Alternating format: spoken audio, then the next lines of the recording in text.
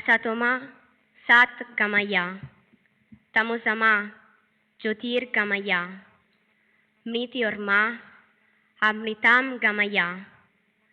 Om Shanti, Shanti, Shanti. From the false, lead me to the truth.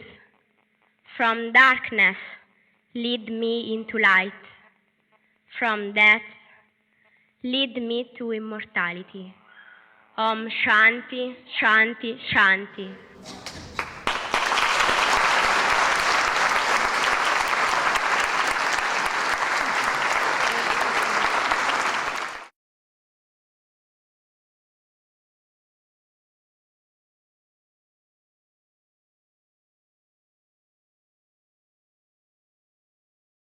I have the pleasure of introducing the director of the Bhaktivedanta Institute and the organizer of this important conference. Dr. Singh comes from India and he's a scientist, he's a spiritualist and an active participant in the development of the dialogue between science, spirituality and religion. He is also a very active protagonist of the interreligious dialogue for the peace in the world. I'll open a short prayer.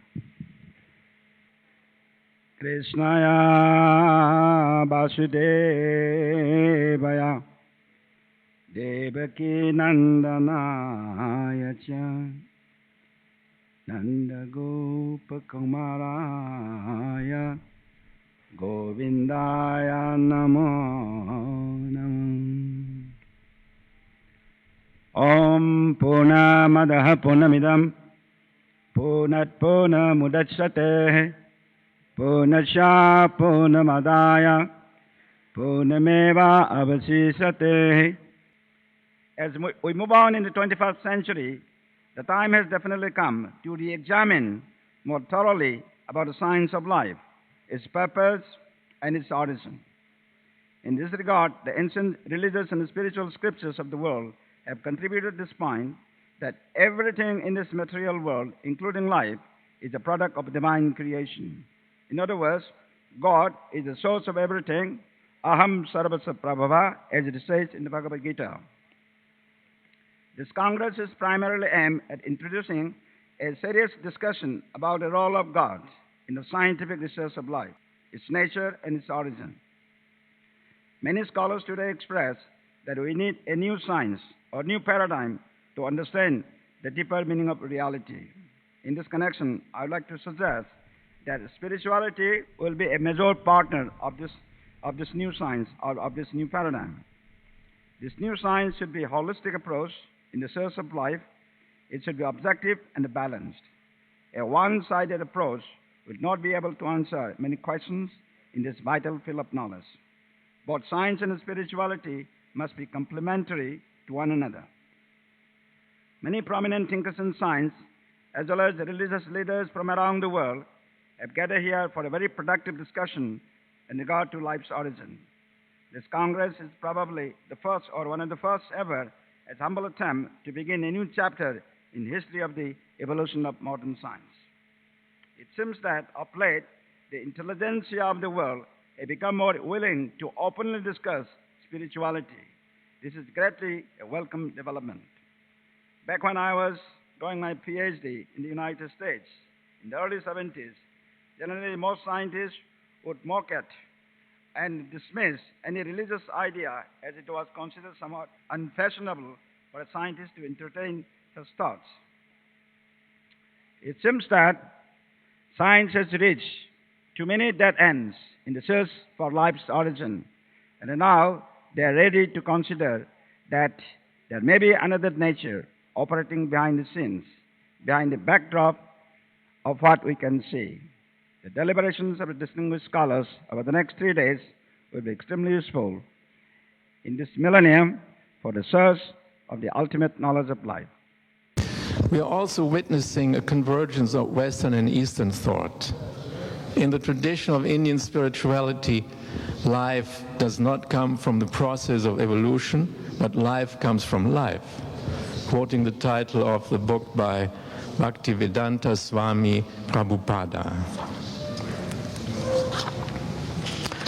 In the words of Jagdish Srivastava, life is arising in the soul and not in the body.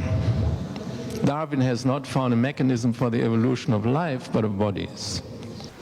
We shouldn't be afraid to introduce in the scientific papers the concept of God. We should not be afraid. We should not be afraid of it, even if this produces controversies and difficulties. But we should try. I have introduced the concept of soul in my talk, which is also controversial. One can say mind in the scientific, and also consciousness, but not soul. So I wanted to introduce this concept, considering all the difficulties that this creates, but we need such difficulties. Anyway, what is the most important at this moment is the search for a language, for a common language, for a paradigm, for a terminology in which to understand each other. And this is not obtained by removing the old terms, because they have a lot of content which should not be lost.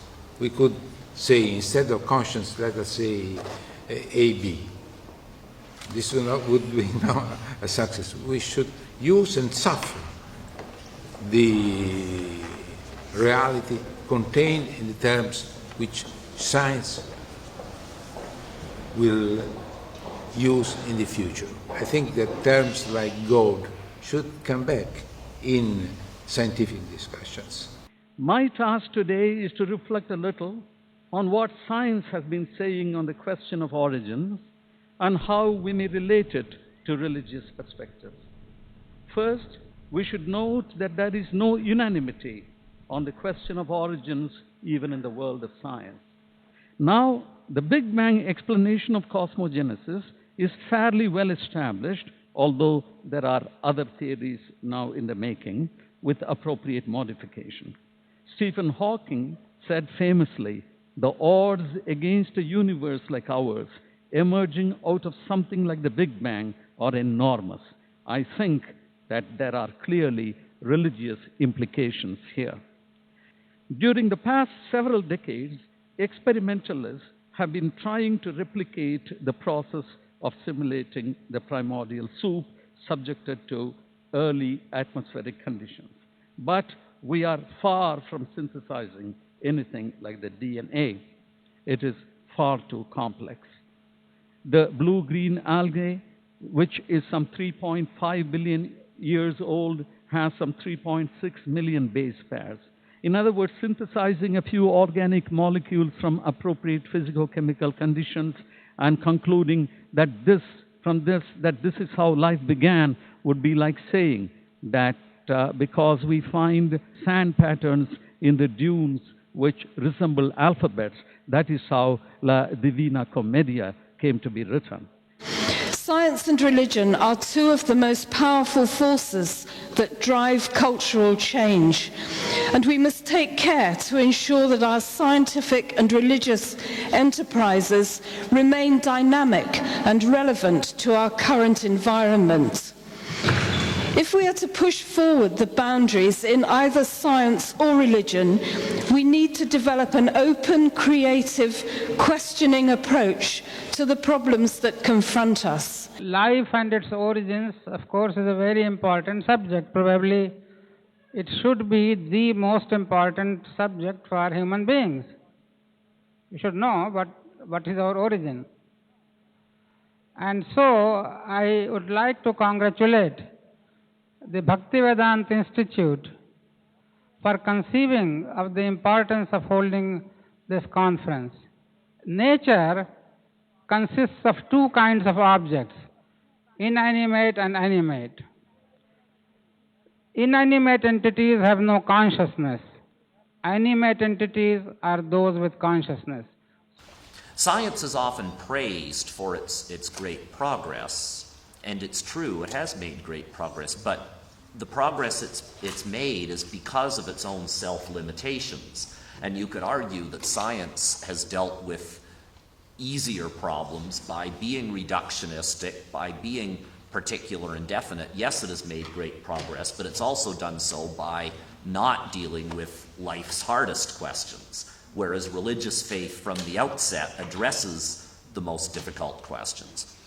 So it seems that we live in a universe fine-tuned for life. It's as though somebody hit a bullseye in picking out a universe that we could live in. And there are two ways of interpreting this.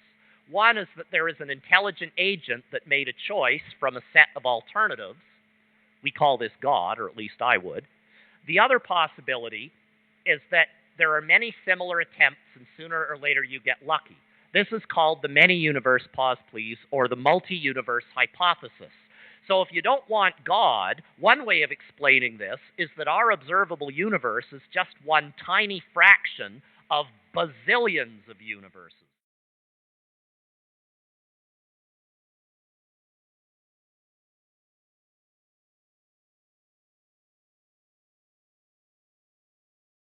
As we push forward in understanding biology and living systems through a physics lens, it's going to be important to evolve the language we use in physics to deal with these kinds of systems that interact or strongly couple to their environment.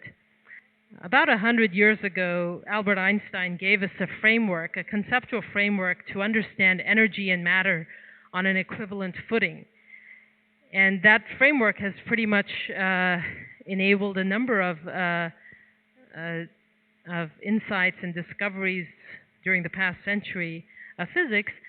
And I would say that as we move forward into this new century, we should explore, as we try to develop physics to deal with things like living systems, we have to actually expand our framework within physics to deal not only with the equivalence of matter and energy and how to interchange between the two, but also we need to come to terms with information. And maybe in a conference such as this, people might call, maybe that's where consciousness might come into play as well. The interesting thing is that these living systems provide us with a laboratory to study the exchange of matter, energy, and information and the interplay of these with each other. And I think in moving forward, that's something that we should think of, and maybe that's an area where spiritual perspectives and worldviews can help us as well as what we have in science so far in moving forward. Life comes from life. Life doesn't come from matter. Life doesn't originate from matter. Matter comes from life. That there exists two categories of worlds, a material world and a spiritual world, and they both have their reality. And obviously the material world is functional, instrumental to the spiritual world, that the material world is not something illusory or non-existent or to be denied a priori. Rather, it is the laboratory of our life for our return trip to the spiritual world. In general, every man or woman can conclude that during his life, besides the events and phenomena of the material world, he gained also some experience of the spiritual or transcendent origin. No one of those two domains or world, material and transcendental, can be reduced to the other one, even if there can be observed a mutual influence between them, and in some cases and in some sense, they can be considered as complementary ones with respect of the whole reality. The transcendental world is not an object suitable for scientific research. This means that it is not adequate to characterize the science as an atheistic super weapon against the spiritual world. The science, I mean a serious science, cannot arrive to such a conclusion because its competency would be exceeded. The idea that one must choose between science and religion shows that there is a deep misunderstanding of the real situation. We cannot accept Darwinian evolution as such without the soul. So that is the concept that we are trying to discuss. But I find it very interesting what you say. And do you know there are, for example, in our Christian tradition also attempts at integrating Darwinian point of view in, if you will, in a wider theological understanding of nature. For example, Teilhard de Chardin. Teilhard de Chardin is a Jesuit that worked a lot of time about this point.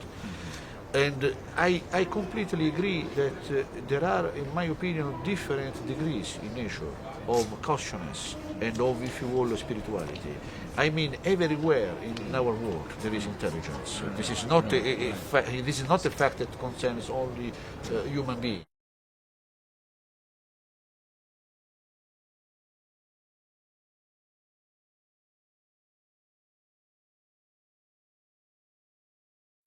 Matter and mind are considered ontologically distinct from consciousness. So unlike Platonism, or Plato's view, or Descartes' view, consciousness is something that's actually different from the physical form as well as our mental capacities. On this view, we have basically access to two different sorts of realms. We can all see and hear and taste things in the objective physical world. And we also have our own internal private life of thoughts, emotions, feelings. And both of these are considered material. That's why we find in modern neurobiological research such a close relationship between what goes on in the brain and between the mind. The Bhagavata, this particular text, posits a third aspect of reality, which is called consciousness, or the jiva, or the purusha, or the atma, which is different from both the external physical world and the internal mental world. So that's basically the question. Can we really honestly say consciousness is a meaningful concept when it comes to a plant?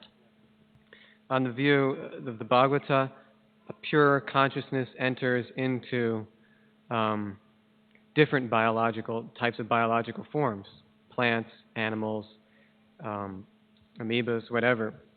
And once it enters into that particular form, once it begins identifying with that form, it's governed by the laws or the capacities and the abilities of that particular form. To return to the movie analogy, I think, you choose to go into the horror film, then you're going to get scared, hopefully. If you go into the love story, you're going to fall in love. If you go into the adventure story, you're going to feel adventure. So I think the analogy holds that when you enter a human body, you get a human experience. When you enter a plant body, when the pure self enters into a plant body, it gets a plant experience. And even here, life we observe today comes from previous life. A spontaneous generation is ruled out since Pasteur experiments back in the 19th century. And thirdly, attempts to reproduce life in vitro are unsuccessful so far, to say the least. In other words, we are far away to reproduce even a simple bacteria in the lab. Spirituality is private. Religion is public. If religions do not organize private spirituality or lose sight of it and rather go into the power business and politics, that's where the problems are. Now, scientific insight is private. Scientific knowledge is public. Scientists have found a method to translate private experience into some generally accepted body of knowledge. I think we should research the methods by which private spirituality can be translated into a body of publicly acceptable religious teachings. So, in other words, the modern science tries to be almost exclusively mechanistic. However, these mechanistic models are thus entirely dependent on our limited powers of sense perceptions. However, every honest and thoughtful person will agree that the electron, just like God, has never been seen. However, although the electron cannot be seen, its nature and existence can be understood by its symptoms. The symptoms can be inferred from the electron's influence and interactions with observable energies. In the same way, the spiritual soul, or the spiriton, we can say, cannot be seen, but its symptom consciousness can be perceived. Similarly, God can also can be experienced if we look for the symptoms of His existence. For example, beauty, truthfulness, intricate and mathematically perfect laws of nature, mysteries and mysticism, etc. Some of these are quantifiable, such as the mathematical laws, while others, like beauty, cannot be quantified or explained by rigorous scientific process. But we all know that both of these groups do exist as a part of reality. Therefore, the conclusion is that reality exists beyond the boundaries of empirical observation. Lately, meetings like this one are more and more frequent, and I would like to thank the organizers and Dr. Singh for inviting me. And in these meetings there are scientists of different cultures and representatives of different religions. Believers and laymen have a dialogue on the most important themes of modern science and of life science. Independently of what our origin is, we might never know that.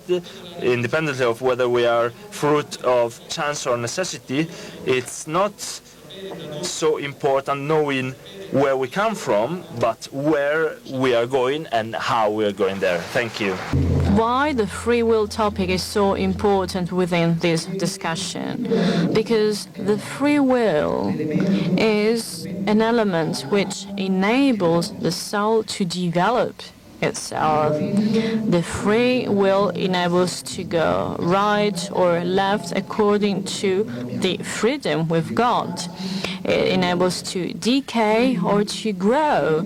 So it is the free will is a tool of consciousness which enables to have this development. Darwin did not identify the consciousness, so he did not identify the free will.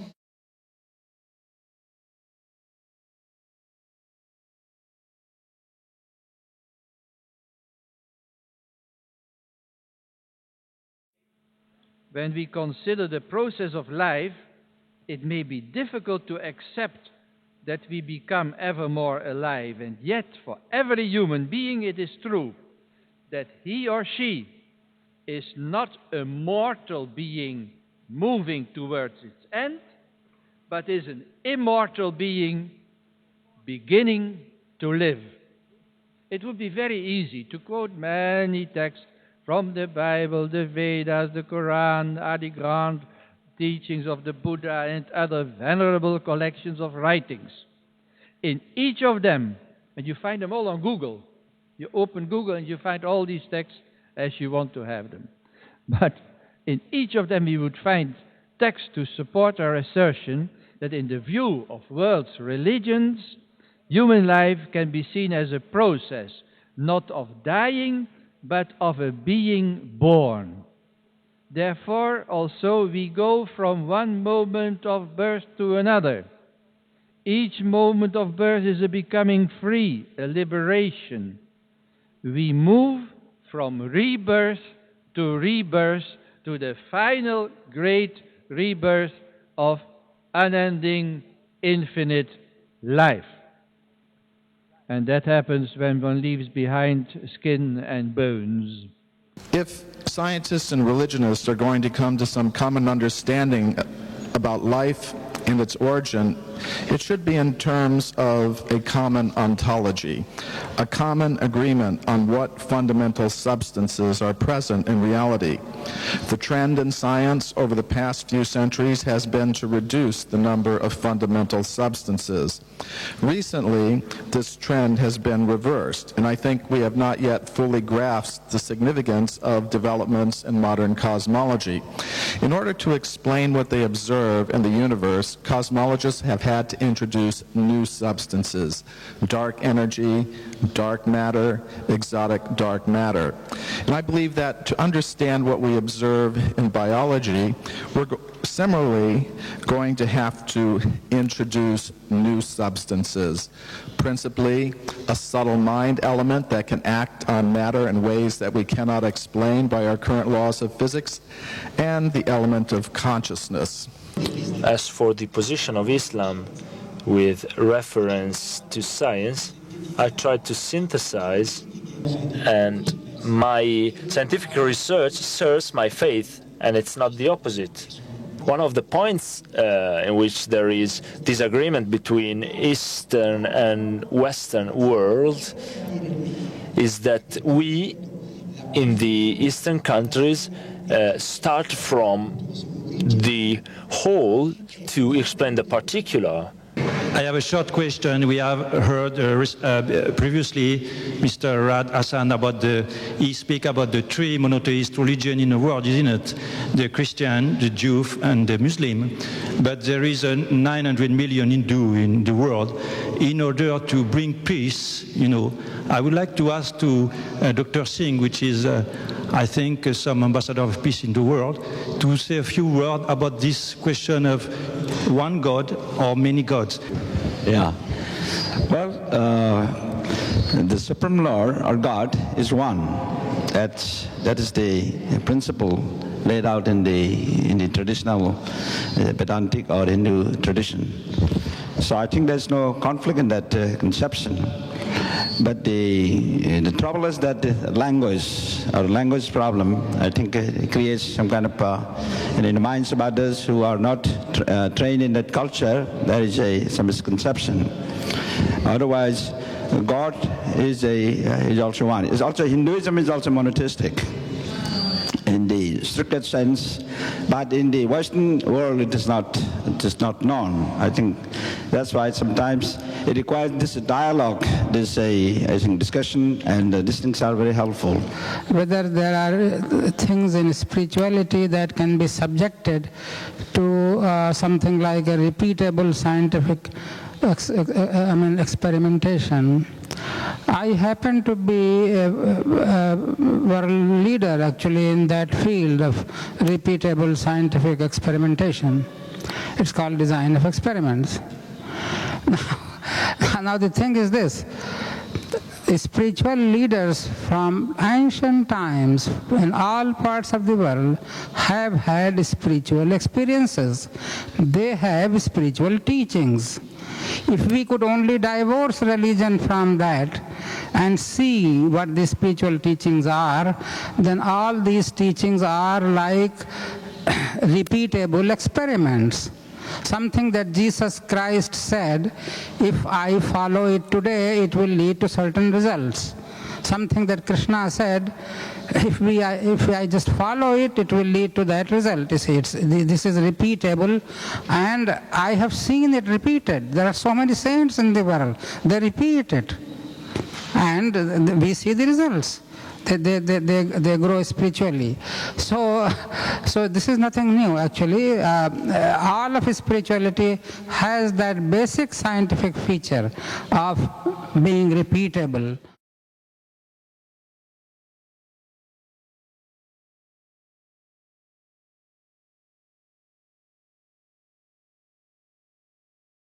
Transition from nothing to something is not a physical transition.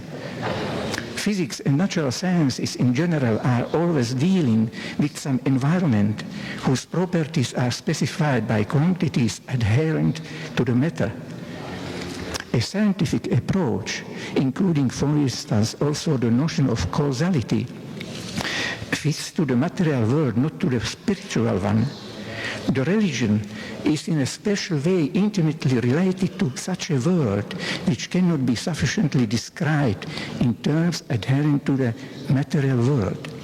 There is a beautiful scientific tradition, logics and informatics right in the Indian culture, so I think and I hope to find interlocutors to start this work between our two cultural traditions. I am the same Gianfranco Basti. My identity is the same, both when I existed as a single cell in my mother's womb, right after my conception, when I was 4 years old and weighed 20 kilos, and now that I'm 50 and almost 100 kilos because I'm overweight, composed of many billion cells, 10 to the 17th, that is some hundreds, millions, billions cells. My name is Vittorio Marchi. I'm a professor in physics and a researcher scientifically. And this is the work that I've been carrying on for 40, 50 years and which I'd like to carry on till the end of this experience on Earth, to extend to all people this concept. Because humanity, all of us, until we don't all touch this truth and we don't realize that we're all interconnected, all linked one to the other, this peace we're all invoking, this love, this universal love we're all invoking, will never be possible. Science cannot be a basis for atheism, because physics tells us that visible order, the order of the visible world, is based on a transcendent order. The material world is only the cortex of a deeper reality. So what does it mean for biology? Genes, DNA molecules, are lumps of matter. They're not the ultimate basis of biological order, but they are themselves actualizations of a deeper order. We will have to change the meaning of Darwinism in the same way we had to change the meaning of Newton's physics. Saint Paul, in his letter to the Romans, chapter 1, verse 20, goes back to this concept. The invisible perfections of God, just like his eternal potency and his divinity, appear clear in the created world. And he underlines that to recognize this presence of God is a sign of wisdom. In fact, our founder, Srila Bhaktivedanta Swami Prabhupada, he said that the time when the scientists and the medical doctors study about the science of God, let's say in our present civilization, then he expressed that there will be paradise on earth. There are questions in the foundations of quantum mechanics. There are people trying to develop theories of everything. Any theory of everything should have to come to grips with life and consciousness as a part of, everything. Another thing spirituality, or I would say the religious traditions, faiths could do for science is to challenge them about the limits of scientific inquiry, both in the abstract and in the practical. For example, do we really need 25% of the world's scientists to be involved in weapons development? I'm very pleased to be here at this conference. It's been a remarkable experience over the past 3 days to see how all of us from various backgrounds have embarked on a unique kind of journey to bring together some of the latest advances in modern science and bridge those with some of the most ancient types of concepts from various spiritual traditions, in an effort to try to build a better understanding of life and its origin.